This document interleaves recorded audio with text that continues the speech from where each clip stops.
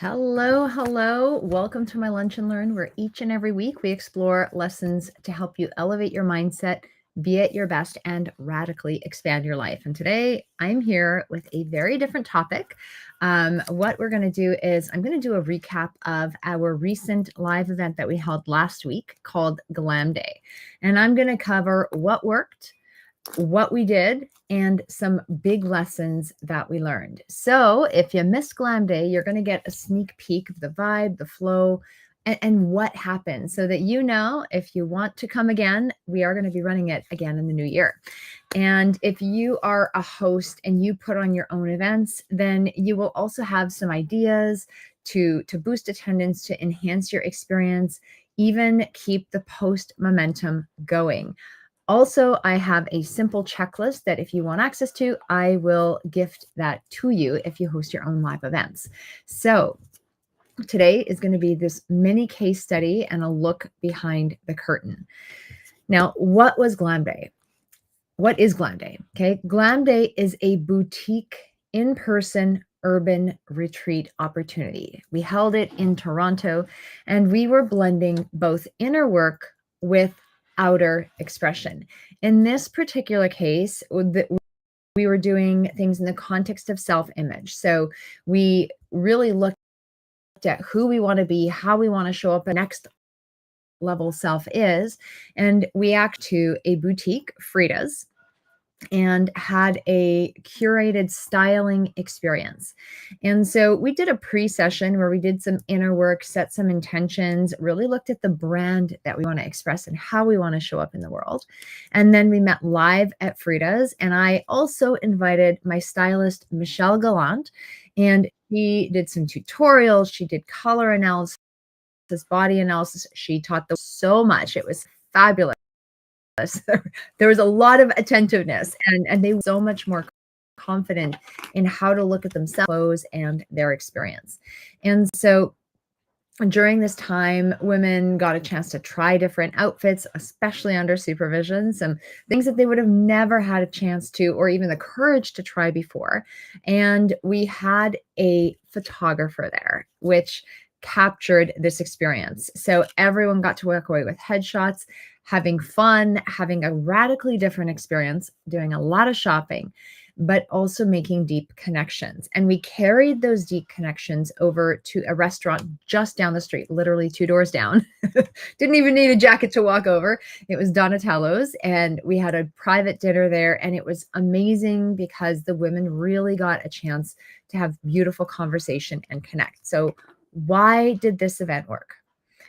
We had inner connection, outer congruence with expert guidance along the way. We had intimacy, and we had a room that started to normalize excellence. And that's something that I think in our day-to-day, if we don't make a conscious effort to go seek, it ain't gonna happen. And so what worked? What are some of the things that worked really well before, during, and so far after the event? Well, pre-event, we put out an early bird special. So we reduced the ticket price, and we offered a discount so that a few weeks before, those that wanted to attend could have an opportunity to do that. And that was really great because that's where a lot of interest spiked. And I think sometimes people just need an incentive. A lot of people want to go, but they're like, "Oh, if I do it by this deadline, I have this incentive to save a little bit of money, but I'm also making this commitment anyway." And so it was a really great opportunity for participants to make that commitment, lock in the commitment, so they could actually show up mentally, energetically, and physically. We also had a pre-call, and this happened Sunday before the event. So we held the event on a Wednesday. We held a pre-call before the event, and what it did is it gave the women an opportunity to connect with one another. It gave an opportunity. I knew most of the participants, but there were some that were newer to our community. It gave them an opportunity to get familiar with and connected with us, both Megan and myself. And then it also gave us an opportunity to introduce Michelle and for them to familiarize themselves with her, who would be guiding them through this private shopping experience. So that was really, really powerful for participants. And it also helped to reduce friction that first night, because it's not like you're stepping into something cold. It's always beautiful when you can have this precursor to an experience. And then the other thing that worked really well is we've done many photo shoots and worked with many photographers and held many events, but I made sure to put together a shot list and sent it to the photographer in advance. And that way I didn't have to guide him the whole night. He did a great job doing impromptu things, but he also knew exactly what it is that we were looking for, so he could capture the things and we didn't forget the night of, because there's a lot going on. I think when we had the event, there were pretty clear roles that I knew what I was doing. Megan knew what she was doing. The photographer knew. Michelle knew. The salespeople at the store. Everyone knew what the roles were, and we were able to connect and speak to one another before all guests arrived. Now, during the event, a couple things that worked really well was this VIP feeling. We had welcome snacks, we had champagne, there was a lot of attention to details, there were goodie bags, we had not a coat check, but like a special place to put the coats and things like that. So there was definitely an element of service and of this VIP feeling. Michelle, our image consultant, our stylist, she was phenomenal. Her guidance was a big hit, where she did talk about color, fit, and the silhouette. And I think it really helped women reduce overwhelm while shopping and reduce decision fatigue, because when they started to know what to look for, they were like, no, these are the few things I'm going to pay extra special attention to. And they started learning how to curate their own outfits. And they definitely had help from the stylists at the store and from Michelle, but they already had guidance and they could start making better choices on their own. And so they were like, I think this is the right thing. Is it? Yes. And they felt like absolute rock stars. One of the other things that we added to the event experience is I brought a true mirror. And this is something that the women were able to do on their own in between styling sessions and just at different moments throughout the event. And it's an opportunity for them to look at themselves in their own eyes and see themselves as others do. So what happens is when you look in a mirror, your image is flipped. But when you look at yourself in this true mirror, you see yourself how other people do. And this was another way to sort of bridge that inner outer connection. So I brought my true mirror with me, and women were able to really look at themselves and see, like, wow, am I judging myself? Am I really appreciative? Am I loving and accepting of myself? Because you see things backwards. You see different asymmetries. You see yourself in a way you never have before. So it was a really great opportunity for them to connect to themselves at a deeper level so they could express at a deeper level. Now, during the event, I think another thing that was really, really beautiful was the group chemistry. You never know who's going to come. Like we wanted great energy, but oh my word, the women that registered were the right women for each other. They were really deep in their conversations. They were really connected in the experience. They were super authentic. Most of them were health-minded in this case. And I find that whenever groups come together, there's always some kind of theme or some kind of energy, but this group had some deep chemistry. And even during the event, they were finding especially during dinner, they were finding opportunities to stay connected with one another afterwards. They had different ideas for ways they could collaborate and really work with one another in a constructive way. So true friendships were also made, because when you go through a new experience, when you go through a peak experience with someone, when you go through something a little scary or a little out of your comfort zone, you move through something and you have a certain level of familiarity. Now, after the event, a couple things that we're still in the post period, but a couple things that we decided to do is really focus more efforts on the post part of this event. And we've always had phenomenal events. Like our virtual events are amazing. Our live events are amazing. We're great at creating these powerful experiences for people. However, when an event is done, we do our wrap up and it's like, I like to sit. This time I'm like, okay, there is so much opportunity here. I don't want to just throw it away. And so we wanted to put extra attention on the post-event festivities. And so one of the things we did was a really quick follow-up with the participants. So the next day they were emailed a survey to get feedback. They were connected with one. The women wanted to share contact information. So we had a contact list made up. As soon as the photos were sent out and we received them within a few days, those were sent to participants. Participants were able to share things on social media, get access to their headshots, and there's still things going on. There's still an energy happening. We've even seen a few emails from participants going back and forth, like group emails, and they're connecting, they're setting up their own events, they're setting up new opportunities to stay in touch with one another. I also mentioned the survey. So surveys are something that we tend to do with our clients, not necessarily after public events, but we wanted to host this because we knew we did so many amazing things, but we knew we could do things even better. And so we put this survey out. We've received some of them. We're still waiting for a few more, but we wanted to evaluate, like, do people want to come back? What were the highlights from their perspective, not just from ours? Like, we know we love it, but what do participants actually think? What are some opportunities to enhance the event? What worked really well for them in different arenas, like from the restaurant to the actual boutique, to the staff, to the pre-event, to how everything carried out. So we asked some very specific questions, and we haven't, like I said, we haven't finalized our evaluation of that, but we've got some great feedback that we are going to definitely apply moving forward. Next, what we'd like to improve and how to make this event even better.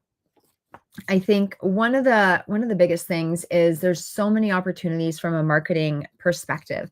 And I think we did a good job of sharing what this event was, but I don't think we necessarily were able to express how powerful it could be and its true authenticity. So I think from a like a lead up perspective, I think we could have painted the picture even better for our community and for those that were looking to attend, for those that were attending, to give them an even more well-rounded picture of what this event truly is.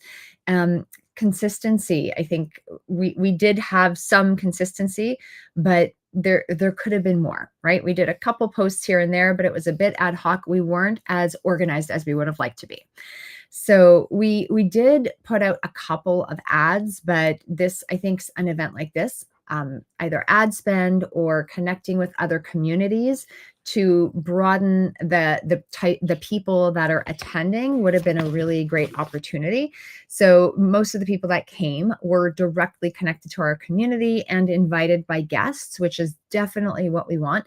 But we also want to connect and expand our reach. And so it's always lovely to have a couple new faces, a few people that come from surprising and delightful arenas. And so I think next time what we'll do is be more strategic with the buildup and with some of the promotions so that we can invite other people from different arenas to this experience.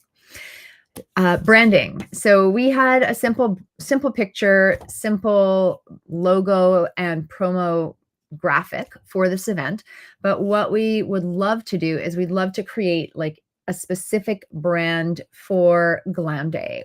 Have perhaps a banner, like one of those photo banners that is actually branded, like those superstar media walls, so people could actually get photos in front of it. And so that is something on the list. And then another opportunity that could be really great is sponsorship. So we had a couple of people donate some really powerful gifts to the goodie bag, but we think, like, as we expand this event, as we evolve it over time, there will be some really great opportunities in the arenas of maybe health, of beauty, of in some of those ways, to have actual sponsors for the event to be able to bring the event an even more rich and powerful experience. It's just, there will be more funding, more available that we can offer participants if and when we do have sponsors. So during the pre-call, what we could have done better is Michelle sent me a workbook, And I am used to running my events a certain way. So I just assumed Michelle would go through the workbook, and we didn't actually talk it through. And so her perception of what we were doing and my perception of what we were doing were two different things. So we got on the call, and we're just like, uh-oh, we didn't really talk this through. So I think just more connectivity as to what specifically we're doing on the pre-call versus making assumptions. Um, and really give the participants clear timelines. So we had a start time, but we didn't necessarily have an end time for the pre-call. So just be more clear regarding that. During the event, we did a great job of having fun and getting pictures and having an amazing rock star experience. But we realized afterwards, we're like, we didn't actually do a post. Well, I don't think we did a post until we were driving home after the event. And so next time, what we'd love to have during the event is someone responsible for social media to tag and prompt engagement in real time. But both Megan and I had responsibilities with participants, and we didn't really think of, oh, yes, we should be posting. So have a dedicated person for that so that we can still stay focused on the guests and all those opportunities. Another thing I randomly thought of and forgot to mention was we should collect testimonials from people while they are in the store, while they're in the moment, while they're feeling really freaking amazing and fantastic in their beautiful outfits. So even just a couple of prompts or a couple of questions, but we took some B-roll video footage, but we didn't actually take interview footage of the participants, which that would have been so amazing to have because everyone had so much fun. So we are collecting testimonials that are written after the fact. It's just not the same as actually hearing a live and excited voice. So definitely on the list for next time. Photos. We did get photos of each guest. We got a group photo. We had all of the boxes that we wanted checked. I didn't necessarily think of getting photos with each participant. There weren't thousands of participants. And so I think next time what we'd love to do is make sure that I know for myself and probably with Megan, that we each get photos with each of the participants because these are amazing women and I'd love to shout them out. But when there's both of us in a photo and we put up another post, it's a reminder of that experience. It gives them an opportunity to go back to the moment, and it allows us to show that we were really in a collaborative opportunity. I took a couple photos with a couple people, but not necessarily a photo with each individual guest. So I think that would have been really, really special. So that's going to be added to the photo list. And so I think that's during the event, that was probably the biggest thing. The other thing, when we went to the restaurant, we weren't as clear. Yeah, everyone did look fabulous. Thank you, Celine. When we went to the restaurant, we knew which room we were going to be in, but the person that was organizing and coordinating the event didn't introduce us to the waiters. So we're like, are you serving us? Are you helping us? So there was a little miscommunication with the wait staff upon entering the restaurant because we had our own private room. So that's something that we would probably just do a little extra connection for and make sure to clarify that before we go in. Now, format adjustments. What we were thinking is we loved having this experience, but we had so much feedback asking for weekend dates.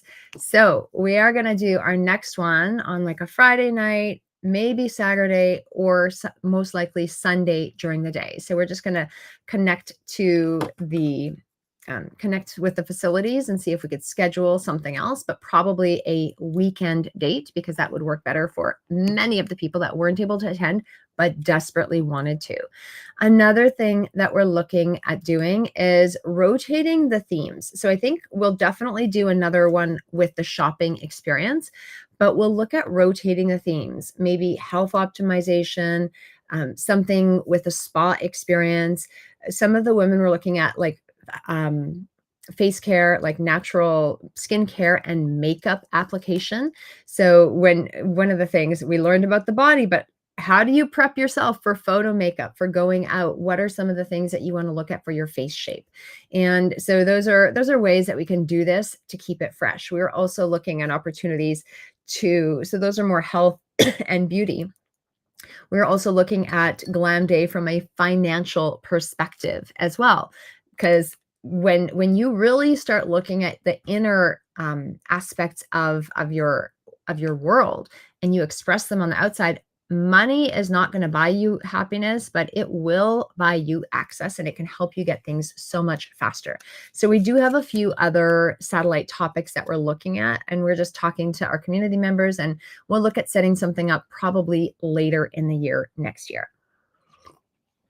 Now, a couple other lessons that we learned is to design the transformation and let the timeline be what it will be.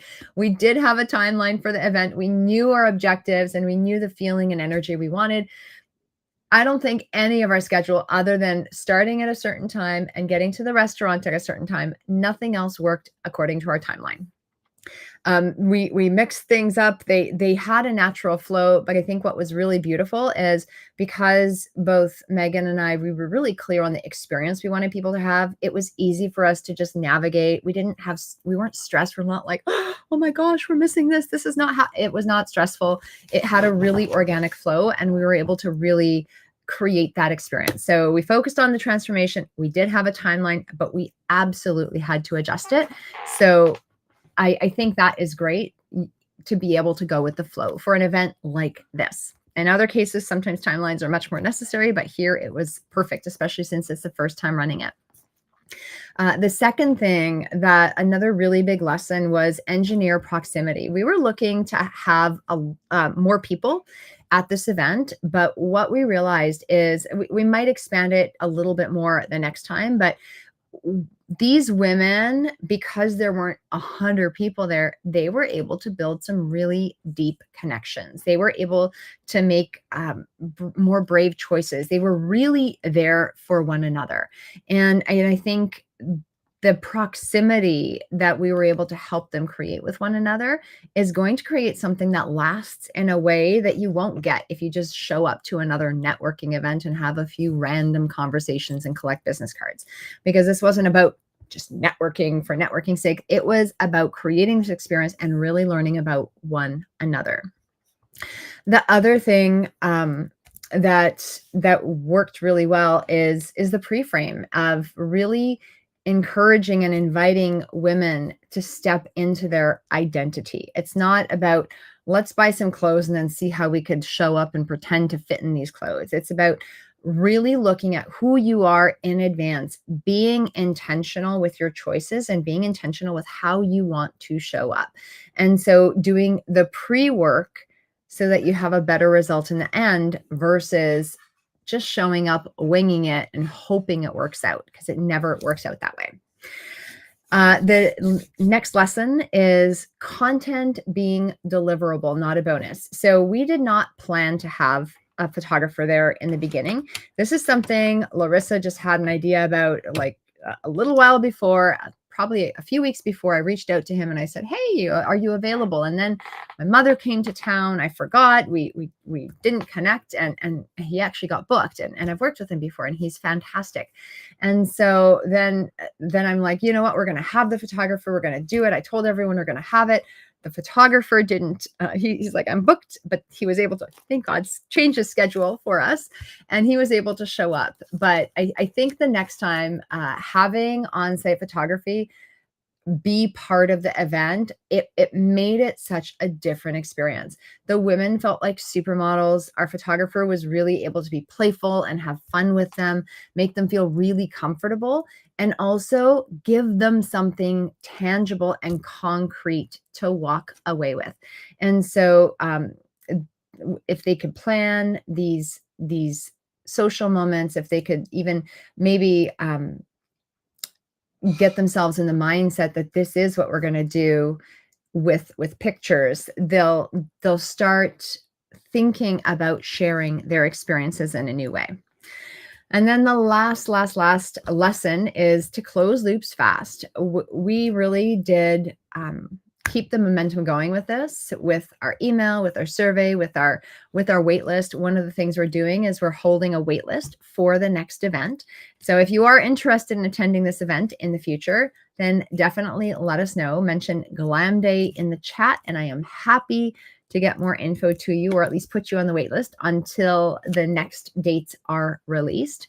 And if you do want a checklist, like we have a pretty good solid checklist for events that we host, then reach out to us and just say event checklist, event host checklist, and I'll send you the checklist that we use to make sure things are really organized before, during, and after, and especially surrounding this event. So that was Glammm Day. That was Glammm Day. We are hoping that if you missed it and you want to attend, that you will show up the next time that we run it in the spring. We are going to be rerunning it. We are going to be continuing to share photos and takeaways, not just this week, but over the next season, right up until the next event. So if you want dibs on our next event and you want access to our checklist, reach out to us, comment Glammm Day, and I will add you to the wait list, or comment event checklist, and we will send you the checklist. So dreams become vivid when you give them room, when you give them a method, and when you give them a circle. And that's exactly what Glammm did for us. This was a dream I had a couple years ago. It took a while to turn to reality, but as soon as we made the decision, as soon as we gave it a shot, I am so incredibly glad we did, because not only did we have fun, we gave our clients and the participants an absolutely outstanding experience. Lots of lessons to learn and implement for the next time.